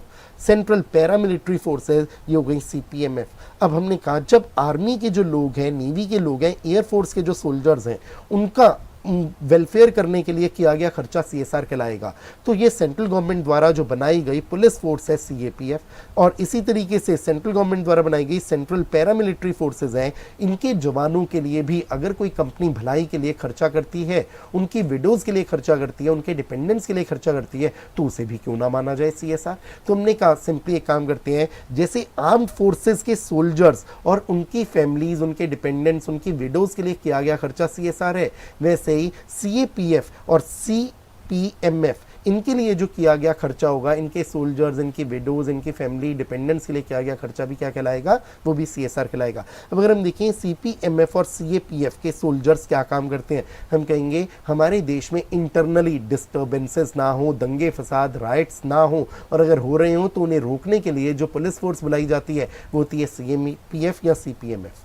तो उनके जवानों के बेनिफिट के लिए भी किया गया खर्चा कहलाए CSR। चलिए अब आते हैं अगली जो अमेंडमेंट है वो है आइटम नंबर 9। पहले आइटम नंबर 9 इस तरीके से पढ़ी जाती थी, अब अमेंड किया गया शेड्यूल 7 को, और उसमें जो आइटम नंबर 9 है इसके दो हिस्से कर दिए गए। आइटम नंबर 9 में हम कहेंगे सब आइटम ए हो गई और ये सब आइटम बी हो गई। अगर आप ध्यान से पढ़ेंगे तो आपको मालूम चलेगा लगभग 90% तो पहले की तरह अभी भी ये सेम है, बस कुछ वर्ड्स ऐड हुए। अब वर्ड्स जो ऐड हुए अगर आप उन पे गौर करें, पहले लिखा होता है कंट्रीब्यूशन टू इनक्यूबेटर्स, और इनक्यूबेटर्स के बाद हमें लिखा मिलता था इनक्यूबेटर्स को फंड कौन कर रहे हैं, लिखा मिलता था CG या SG या कोई भी एजेंसी या कोई public sector undertaking of CG और SG, ये वर्ड से। अब अगर इसी को आप कंपेयर करें, अब वर्ड्स हो गए कंट्रीब्यूशन टू इनक्यूबेटर्स और research and development projects. Incubators क्या होते हैं, हम कह सकते हैं इनक्यूबेटर्स वो होते हैं जो आपको इंफ्रास्ट्रक्चर देते हैं। अगर आप कोई स्मॉल एंटरप्राइज हो, अगर आप कोई मीडियम एंटरप्राइज हो, हमने इनक्यूबेटर्स का तब ये वर्ड्स ऐड कर दिए। और रिसर्च एंड डेवलपमेंट प्रोजेक्ट्स, इसका मतलब आप एक कंपनी हो और आप सपोज कोई रिसर्च एंड डेवलपमेंट प्रोजेक्ट चल रहा है, आप उसके लिए कोई कंट्रीब्यूशन दे देते हो, कुछ दान दे देते हो, डोनेशन दे देते हो, तो ये भी CSR कहलाएगा। बस ये रिसर्च एंड डेवलपमेंट प्रोजेक्ट किस फील्ड में होना चाहिए, हमें बोला गया फील्ड हो science, technology, engineering and medicine. तो ये वर्ड्स ऐड हो गए जो आपको अब याद रखने हैं। आगे जैसे पहले में लिखा मिलता है funded by CG, SG, any agency और PSU, सिमिलर बात आई फंडेड बाय CG और SG और PSU और एनी एजेंसी ऑफ CG और SG। तो यहाँ तो कोई फर्क नहीं रहा, पहले भी बात थी, बस वर्ड्स हल्के से चेंज हुए, पर फंडिंग की बात तो पहले भी सेम थी जो भी सेम है। इस सेंट्रल गवर्नमेंट या स्टेट गवर्नमेंट डायरेक्टली या इनडायरेक्टली देती हो फंडिंग, तो इसका मतलब सेंट्रल गवर्नमेंट या स्टेट गवर्नमेंट का विश्वास हो इस इनक्यूबेटर पर या इस रिसर्च एंड डेवलपमेंट प्रोजेक्ट पर। ये आपके लिए नए वर्ड्स हो गए जो आपको याद रखने हैं। रिसर्च एंड डेवलपमेंट प्रोजेक्ट के लिए दिया गया कंट्रीब्यूशन, डोनेशन भी कहलाएगा CSR, बस वो रिसर्च एंड डेवलपमेंट प्रोजेक्ट किस फील्ड में हो, फील्ड हो science, technology, engineering and medicine का। अगली बात, ये पॉइंट नंबर B में अगर आप देखेंगे तो आपको इसमें लिखे मिलेंगे लगभग वही सारे इंस्टीट्यूशंस, काउंसिल्स। आप इन्हें क्या बोल सकते हो, आप इसमें देखोगे कहीं पर आपको वर्ड लिखा मिलेगा इंस्टीट्यूट होगा, कहीं पर आपको वर्ड लिखा मिलेगा कोई मिनिस्ट्री होगी, कहीं आपको वर्ड लिखा मिलेगा कोई डिपार्टमेंट होगा, डिपार्टमेंट DRDO मिल जाता है, बायोटेक्नोलॉजी मिल जाता है, इंस्टीट्यूट्स मिल जाते हैं, इंडियन इंस्टीट्यूट ऑफ टेक्नोलॉजी मिल जाता है, कहीं पर आपको वर्ड लिखा मिल जाएगा काउंसिल। तो ये सिंपली गवर्नमेंट की कुछ ऑर्गेनाइजेशंस हैं। मैं इन्हें शॉर्ट में क्या बोल सकता हूँ अगर बोलना हो, ये कुछ गवर्नमेंट ऑर्गेनाइजेशंस हैं। ये गवर्नमेंट ऑर्गेनाइजेशंस को दिया गया कोई भी कंट्रीब्यूशन भी कहलाएगा CSR एक्टिविटी, कि आपने CSR पे काम किया है। बस अगर आप ध्यान से देखेंगे तो आपको कुछ फ़र्क कहाँ दिखेंगे, जो पहले नहीं इंक्लूडेड थे वो यहाँ पर आपको इंक्लूडेड मिल जाएगा। एक मिलेगा डिपार्टमेंट ऑफ फार्मास्यूटिकल्स और एक मिलेगा आपको ministry of Ayurveda, yoga and naturopathy, यूनानी, सिद्धा एंड होम्योपैथी, जिसे हम शॉर्ट में नाम दे सकते हैं आयुष। ये आपको मिल जाएंगे एक्स्ट्रा। बाकी सारे की सारी ये जो सिंपल शब्द में बोलूँ गवर्नमेंट ऑर्गेनाइजेशंस हैं पहले की तरह सेम है, बस ये ऐड हो गए और हल्की सी लैंग्वेज में चेंज आ गया। तो बाकी सब चीज़ें रहीं लगभग सेम, ओनली ये एडिशनल आया। तो अगर आप आयुष को कोई कंट्रीब्यूशन देते हो, डिपार्टमेंट ऑफ फार्मास्यूटिकल्स को कोई कंट्रीब्यूशन देते हो, ये भी कहलाएगा CSR। चलिए ये हमारी अमेंडमेंट हो गई, सेक्शन 135 से रिलेटेड अमेंडमेंट, शेड्यूल 7 की अमेंडमेंट हो गई। सो ये अमेंडमेंट A7 हो गई, शेड्यूल 7 की अमेंडमेंट्स। आ जाते हैं लास्ट अमेंडमेंट पर, A8, ये भी CSR से रिलेटेड ही अमेंडमेंट है। बस ये अमेंडमेंट कहाँ है, सेक्शन 135 के साथ साथ हम पढ़ते हैं रूल्स भी। रूल्स का नाम है the companies CSR policy rules 2014। इस वजह हम पहले पढ़ते तो हमें लिखा मिलता था यहाँ पर as per rule 4 and rule 6। आप एक छोटा सा काम और करेंगे, यहाँ पर कर लीजिए एज पर रूल 2 कॉमा आगे लिखा सेम रहने दीजिए रूल 4 एंड रूल 6। क्या किया गया, रूल्स में एक अमेंडमेंट की गई और अमेंडमेंट की गई तो रूल 2 में भी एक अमेंडमेंट की गई। इससे मैंने आपको रूल 2 भी लिखवा दिया। तो रूल 2 को पढ़ें, रूल 4 को पढ़ें और रूल 6 को पढ़ें। इन तीनों रूल्स को पढ़ के हमें कुछ कंक्लूजन्स मिलते हैं और वो कंक्लूजन्स क्या हैं, कंक्लूजन्स हैं कि ये 4 तरीके की ऐसी एक्टिविटीज़ हैं जो कि CSR नहीं कहलाती हैं। अब ये 4 तरीकों की एक्टिविटीज़ में से 3 में कोई भी चेंज नहीं है। एक्टिविटीज़ अंडरटेकन आउटसाइड इंडिया, ये भी पहले की तरह सेम है। एम्प्लॉयज़ या उनकी फैमिलीज़ के लिए लिए किया गया कोई भी भलाई का काम वो भी CSR नहीं कहलाएगा। पॉलिटिकल पार्टी को दिया गया पॉलिटिकल कंट्रीब्यूशन भी CSR नहीं कहलाएगा। कोई अमेंडमेंट नहीं है। तो फिर अमेंडमेंट है कहां पर? वो है इस पॉइंट नंबर डी में। पहले पॉइंट नंबर डी ये एक लाइन का होता था, पर अब इस एक लाइन के पॉइंट नंबर डी के बाद ये अमेंडमेंट करके कुछ नए वर्ड्स भी ऐड किए गए हैं। पढ़ते हैं अब इसी को। Point number D, any activity undertaken in pursuance of normal course of business of a company. तो अगर कंपनी ने नॉर्मल कोर्स ऑफ बिजनेस में कोई भी काम क्यों ना किया हो, चाहे वो जितना मर्जी भलाई का काम क्यों ना हो, उसे हम CSR नहीं बोलेंगे। अब ये प्रोवाइजो भी आए। अभी मैं आपको प्रोवाइजो नहीं पढ़वा रहा हूं, मैं आपको कह रहा हूं सपोज मैंने इस प्रोवाइजो को किया है इग्नोर, और मैं आपको देता हूं कोई एग्जाम्पल, और दोबारा से उन्हीं एग्जाम्पल्स को मैं कहूंगा हम रिकंसिडर करेंगे, इग्नोर नहीं करेंगे। कब? जब मैं आपको ये प्रोवाइजो पढ़वा दूंगा। चलिए मैं एग्जाम्पल लेता हूं, मैं इसे नंबर देता हूं। एग्जाम्पल नंबर 1, एक कंपनी है L&T लार्सन एंड टूब्रो। ये इंफ्रास्ट्रक्चर का काम करती है, रोड्स बनाया करती है, ब्रिजेस बनाती है, डैम्स बनाती है। सपोज ये कहती है देखो जी हम तो इंडिया के इकोनॉमिक डेवलपमेंट में कितनी सहायता कर रहे हैं, इंडिया का डेवलपमेंट हो रहा है, तो ये तो भलाई का काम है। ऑल्दो ये हमारा नॉर्मल कोर्स ऑफ बिजनेस है, हमारा बिजनेस ही है, हम कॉन्ट्रैक्ट्स लेते हैं गवर्नमेंट से, अदर एजेंसी से, और ये रोड्स ब्रिजेस बनाते हैं, तो हमने भलाई का काम किया है। क्या हम कहेंगे कि ये CSR है? तो हमारा आंसर होगा नो। क्यों नो? रीजन मीन हम कहेंगे ये तो आपने किया है नॉर्मल कोर्स ऑफ बिजनेस, और जो भी कंपनी करोगे नॉर्मल कोर्स ऑफ बिजनेस में वो CSR नहीं है। हमारा आंसर हो गया CSR नहीं है। एग्जाम्पल नंबर 2 लेते हैं। सपोज कंपनी है रेनबैक्सी, ये कहती है जी हम कर रहे हैं रिसर्च एंड डेवलपमेंट, तो मैंने शॉर्ट में लिख दिया R&D। किस फील्ड में?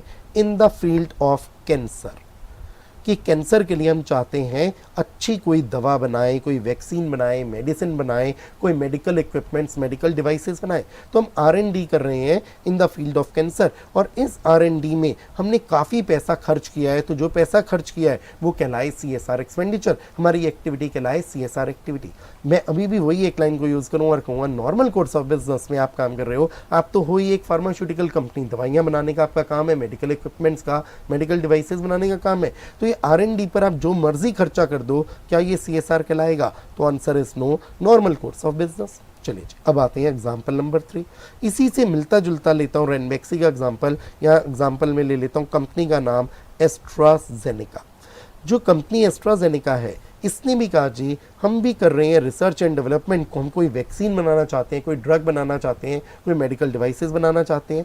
तो R&D किस फील्ड में कर रहे हैं? हम कर रहे हैं इन द फील्ड ऑफ कोविड-19। तो जिसे मैं बोल रहा हूं इन द फील्ड ऑफ, आप कह सकते हैं रिलेटिंग टू कोविड-19 या टू कॉम्बैट कोविड-19, कोविड-19 से लड़ने के लिए। अगर मैं इसी एक लाइन को पढ़ता हूं, जो लाइन अब तक मैंने आपको बार बार पढ़वाई है नॉर्मल कोर्स ऑफ बिजनेस, और ये प्रोवाइजो नहीं पढ़ता हूं, तो मैं कहूंगा भाई आंसर मेरा अभी भी होगा, क्योंकि आप ये आपका नॉर्मल कोर्स ऑफ बिजनेस है, आप भी तो एस्ट्राजेनेका एक फार्मास्यूटिकल कंपनी हो, तो ये भी CSR नहीं होगा। मेरे तीनों आंसर्स अभी भी नो है। तीनों एग्जाम्पल्स के आंसर्स नो देने के लिए मैंने एक ही लाइन को यूज किया है, any activity undertaken in pursuance of normal course of business of a company.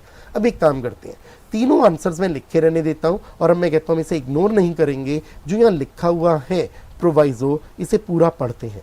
Provided that any company engaged in research and development activity of new vaccine, drug and medical devices in its normal course of business may undertake research and development activity of new vaccine, drugs and medical devices related to COVID-19 for the financial years 2021, 21-22 and 22-23 subject to the conditions set। अब यहाँ लिखा है ये शर्तें पूरी करो। कितनी शर्तें लिखी हैं? 2 लिखी है, 1 and 2। 1 को पढ़ते हैं। Such research and development activities shall be carried out in collaboration with, collaboration का मतलब हुआ मिलकर, jointly। सिंपल शब्दों में कहूँ तो बोलूंगा jointly, बेटर है आप एग्जाम में वर्ड लिखो तो collaboration ही लिखो। तो आप jointly कर रहे हो किसके साथ? कोई भी इंस्टीट्यूट्स और ऑर्गेनाइजेशंस, किसी इंस्टीट्यूट या ऑर्गेनाइजेशन के साथ मिलकर करो। कैसा इंस्टीट्यूट और organisation? Mentioned in item 9 of schedule 7 to the act. अब ये जो आइटम 9 ऑफ शेड्यूल 7 में दिए गए हैं, अब ये आइटम 9 ऑफ शेड्यूल 7 तो मैंने आपको अभी अभी पढ़वाया था।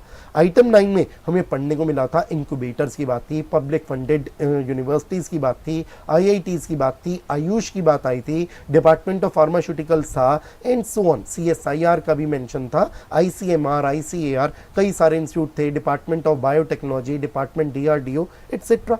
तो ये जो आइटम 9 में दिए गए इतने सारे इंस्टीट्यूट से, ऑर्गेनाइजेशन से, उनमें से किसी के साथ मिलो, मिलजुल कर काम करो, कोलैबोरेट करके आप काम करो, ये कंडीशन हुई। दूसरी बात, details of such activity shall be disclosed separately in the annual report on CSR included in the board's report. Boards report में इंक्लूड की जाती है एनुअल रिपोर्ट ऑन सीएसआर, जिसमें हम बताते हैं सीएसआर के लिए हमने पूरे साल में क्या क्या किया, कंपनी ये बताती है। तो उसमें डिस्क्लोज करना सेपरेटली कि कोविड-19 से लड़ने के लिए हमने रिसर्च एंड डेवलपमेंट में क्या क्या किया, हमने कौन सी न्यू वैक्सीन बनाई, उस पर कितना खर्चा किया वगैरह वगैरह, तो डिस्क्लोजर देना। सिंपल शब्दों में पॉइंट नंबर 2 में बात आई डिस्क्लोजर देने की। पॉइंट नंबर 1 में ये जो कंडीशन नंबर 1 है, तो कोलैबोरेट करो आइटम 9 वाले किसी भी इंस्टीट्यूट और ऑर्गेनाइजेशन के साथ। और इससे पहले हमारे पास बात हुई, आपने किससे लड़ने के लिए किया है काम, कोविड-19, तो आप कोई रिसर्च एंड डेवलपमेंट एक्टिविटी कर रहे हो नई वैक्सीन या ड्रग या मेडिकल डिवाइस बनाने के लिए, किस बीमारी के लिए, कोविड-19 के लिए। और फाइनेंशियल ईयर्स कौन से हैं, 2021, 21-22 एंड 22-23। चलिए प्रोवाइजो हमने पढ़ लिया। अब देखते हैं प्रोवाइजो में जो दी गई शर्तें हैं, मैं उनकी नंबरिंग अब थोड़ी बदलता हूं, कहता हूं हम लिखेंगे तो एग्जाम में ऐसे लिख देंगे। कंडीशन नंबर 1 है कि आपने रिसर्च एंड डेवलपमेंट एक्टिविटी जो की हो in collaboration with any institute और organisation mentioned in item 9 of schedule 7 की हो, ये कंडीशन 1 हो गई। कंडीशन 2 हो गई, आपने डिस्क्लोजर दिया हो एनुअल रिपोर्ट में, और एनुअल रिपोर्ट किस पर होगी, ऑन सीएसआर होगी, कहां पर, इन द बोर्ड्स रिपोर्ट। अब मैं कंडीशंस को बढ़ा रहा हूं, 2 कंडीशंस के अलावा मैं तीसरी कंडीशन करता हूं, आपने खर्चा किस चीज पर किया है, R&D पर किया है। R&D किसके लिए की है, नई वैक्सीन बनाने के लिए की है, या कोई नई ड्रग बनाने के लिए की है, या मेडिकल डिवाइस बनाने के लिए की है, और कौन सी बीमारी से रिलेटेड, कोविड-19। ये सारे वर्ड्स R&D से लेकर कोविड-19 तक कंडीशन नंबर 3 हो गए। अगली बात, ये रिसर्च एंड डेवलपमेंट एक्टिविटी पूरी जिंदगी के लिए सीएसआर नहीं मानी जाएगी। कंडीशन नंबर 4 हुई, ओनली 3 फाइनेंशियल ईयर्स के लिए मानी जाएगी। पहला फाइनेंशियल ईयर 2021, तो फिर सेकंड फाइनेंशियल ईयर हो जाएगा 21-22, और फिर हो जाएगा 22-23। चलिए ये 4 शर्तें हो गई। अब एक काम करिएगा, चेक करिएगा, जो मेरा एग्जाम्पल नंबर 1 है, पहले उसका आंसर नो था जब तक हमने प्रोवाइजो नहीं पढ़ा था। प्रोवाइजो पढ़ने के बाद भी क्या ये आंसर नो रहेगा या यस हो जाएगा, चलिए देखते हैं। एलएनटी, अगर आपने कोई रोड्स, ब्रिजेस, डैम्स बनाए तो क्या प्रोवाइजो की कंडीशन पूरी हो पाएगी, कभी भी नहीं, क्योंकि रोड्स और ब्रिजेस और डैम्स की बात कभी भी कोविड-19 की treatment, research and development activity आ सकती। यह आंसर हमारा यही रहेगा। एग्जाम्पल नंबर 2 में रेनबैक्सी, आप रिसर्च एंड डेवलपमेंट कर रहे थे, कैंसर के लिए दवाई बना रहे थे, कोई नई वैक्सीन बना रहे थे। अब ये ले लीजिए, इसे रिसर्च एंड डेवलपमेंट के इन द फील्ड ऑफ कैंसर, और सपोजिंगली कोई न्यू वैक्सीन बनाई है, किसके लिए, कैंसर के लिए, क्या अभी भी आंसर हमारा सीएसआर के लिए नो ही रहेगा, नो ही रहेगा। रिसर्च एंड डेवलपमेंट एक्टिविटी कर रहे हो, ये वर्ड्स फिट हो रहे हैं, research and development activity, new vaccine की बात भी हो रही है, पर कोविड-19 की बात पूरी नहीं हो रही, ये आंसर भी हमारा सीएसआर वाला नो ही रहेगा। अब आते हैं जो तीसरा लास्ट एग्जाम्पल था, एस्ट्राजेनेका, आपने रिसर्च एंड डेवलपमेंट पे खर्चा किया कोविड-19 के लिए, और आपने कोई नई वैक्सीन बनाई है, या कोई नई ड्रग बनाई है, या कोई मेडिकल डिवाइस बनाई है, इसका आंसर क्या सीएसआर नो वाला यस हो सकता है? मैं कहूँगा बिल्कुल भाई, ये आंसर हमारा यस हो सकता है। ये आंसर यस कैसे होगा, इस बात को देखते हैं। मैं कहूँगा मैं इस आंसर को नो की जगह कर देता हूँ यस। बस यस होने के लिए कुछ कंडीशंस पूरी करो। अगर ये आंसर आप चाहते हो एस्ट्राजेनेका आपके लिए यस हो जाए, इसका मतलब एस्ट्राजेनेका आप चाहते हो कि जो आपने कोविड-19 के लिए रिसर्च एंड डेवलपमेंट का खर्चा किया है वो सीएसआर कहलाने लगे, तो सीएसआर कहला सकता है। बस शर्तें पूरी करो। अब एस्ट्राजेनेका हमसे पूछते हैं बताओ कौन सी शर्तें पूरी करें, मैं कहूँ वो तो देखो यहाँ लिखी हुई है। पहली शर्त, आप अकेले मत करना एस्ट्राजेनेका ये रिसर्च एंड डेवलपमेंट एक्टिविटी, ये मिलकर करना। किसके साथ? किसी ऐसे इंस्टीट्यूट और ऑर्गेनाइजेशन के साथ जो आइटम 9 में दिया गया। For example department of pharmaceuticals, ये एक अमेंडमेंट से आए थे वर्ड्स, डिपार्टमेंट ऑफ फार्मास्यूटिकल्स, उसके साथ मिलकर करना।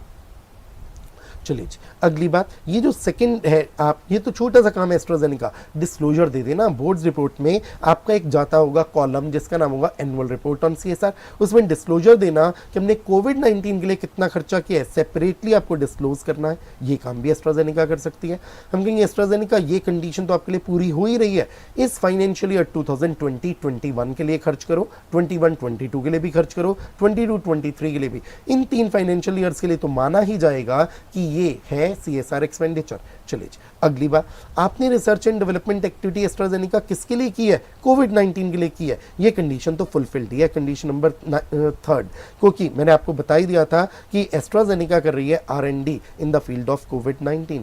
तो हम कहेंगे एस्ट्राजेनेका मुमकिन है आपके लिए चारों शर्तें पूरी हो जाए, इसलिए चाहे आपने एस्ट्राजेनेका, आप एक फार्मास्यूटिकल कंपनी हो, नॉर्मल कोर्स ऑफ बिजनेस में ही आपने रिसर्च एंड डेवलपमेंट किया है इन द फील्ड ऑफ कोविड-19, पर आपको बड़ा बेनिफिट मिल रहा है, या आपकी सीएसआर एक्टिविटी कहलाने लगेगी, आपको इसके अलावा कोई और सीएसआर एक्टिविटी करने की शायद जरूरत ही ना पड़े। आपका अगर काफी खर्चा इसी में हो गया है सीएसआर एक्सपेंडिचर, तो आप कोई और सीएसआर एक्टिविटी करो ही मत, ये आपके लिए सीएसआर एक्टिविटी बन गई। पर इन 2 कंपनीज के लिए, L&T और रेनबेक्सी के लिए, क्योंकि रेनबेक्सी ने जो खर्चा किया था वो कैंसर की दवाई के लिए किया था, इसलिए रेनबेक्सी आपके लिए हमेशा सीएसआर एक्टिविटी नो रहेगी, ये नॉर्मल कोर्स ऑफ बिजनेस है। एस्ट्राजेनेका के लिए नॉर्मल कोर्स ऑफ बिजनेस तो है, पर क्योंकि चारों शर्तें पूरी हो गई, इसलिए एस्ट्राजेनेका के लिए हमने बोल दिया कि अब ये सीएसआर एक्सपेंडिचर कहलाएगा। अब कंक्लूजन निकालें, क्यों ऐसा किया गया कि हमने ये प्रोवाइजो ऐड किया जिसमें कहा ये 4 शर्तें पूरी होने पर ये नॉर्मल कोर्स ऑफ बिजनेस में किया गया खर्चा है, फिर भी सीएसआर कहलाएगा, क्योंकि हम प्रमोट करना चाहते हैं फार्मास्यूटिकल कंपनीज को। हम चाहते हैं कोविड-19 की वैक्सीन जल्दी से जल्दी आए, आ भी चुकी हैं, और ज़्यादा आएँ, और ज़्यादा फार्मा कंपनीज वैक्सीन बनाएं, और हो सकता है नई बनने वाली वैक्सीन पहले वाली वैक्सीन से और ज़्यादा इफेक्टिव हों, और ज़्यादा असरदार हों, सस्ती हों, और इवन जल्दी हो पाएगा वैक्सीनेशन का हमारा अभियान पूरा। इसे हम प्रमोट करना चाहते हैं, तो हमने इसे सीएसआर एक्टिविटी का दर्जा भी देने के लिए हाँ बोल दिया, subject to fulfilment of some conditions. यहाँ पर हमारी सारी अमेंडमेंट्स खत्म हो गई हैं जो कि हैं फॉर मई 2021 एग्जाम्स। अब ये अमेंडमेंट्स आपको पढ़ने का फ़ायदा तभी होगा जब आपने पुराना कंसेप्ट पढ़ा है। अगर आपने पुराना कंसेप्ट नहीं पढ़ा तो शायद अमेंडमेंट्स में उतनी क्लैरिटी नहीं आएगी, या अमेंडमेंट्स पढ़ने के बाद भी आप भूल जाओगे। तो बेहतर है कि पूरी की पूरी चीज़ जो पहले पढ़ी हुई थी उसे आप अच्छे से रिवाइज करो, याद रखो, एंड साथ साथ अमेंडमेंट्स को भी ज़रूर पढ़ो और रिवाइज करो। सो अमेंडमेंट्स कुछ ज़्यादा नहीं है, आप बहुत ईजिली इन अमेंडमेंट्स को कर लेंगे। बस जो भी पढ़ें उसे बहुत अच्छे से रिवाइज करें। रिवाइज करने के लिए कोशिश करिए रिवीजन करते वक्त बुक बंद हो, जिससे कि आपका दिमाग काम करे, ना कि आपकी आंखें काम करें। अगर आप लिखते हो तो आपका समय बहुत ज़्यादा लगता है, इसे लिखकर रिवीजन करना बहुत अच्छा आइडिया नहीं है। बोलकर रिवीजन करना बहुत अच्छा है, और बोलते वक्त आपकी बुक बंद हो जिससे आपका दिमाग अप्लाई हो। अगर आपने बोलकर बुक को बंद करके बोलकर रिवीजन कर लिया, देखिएगा बहुत लंबे समय तक आपको चीज़ें याद रहेंगी। सो अच्छे से मेहनत करके इन अमेंडमेंट्स को तैयार करिए, पूरे सब्जेक्ट को तैयार करिए, बाकी सब्जेक्ट्स को भी अच्छे से तैयार करिए, और बहुत अच्छे एग्जाम्स दीजिए, बहुत बढ़िया मार्क्स लाएं पूरे के पूरे ग्रुप में। बोथ ग्रुप से रहे हैं तो बोथ ग्रुप से बहुत अच्छा स्कोर करें। मेरी तरफ से all the best, do very well in exams. Thank you very much everybody, bye bye, take care.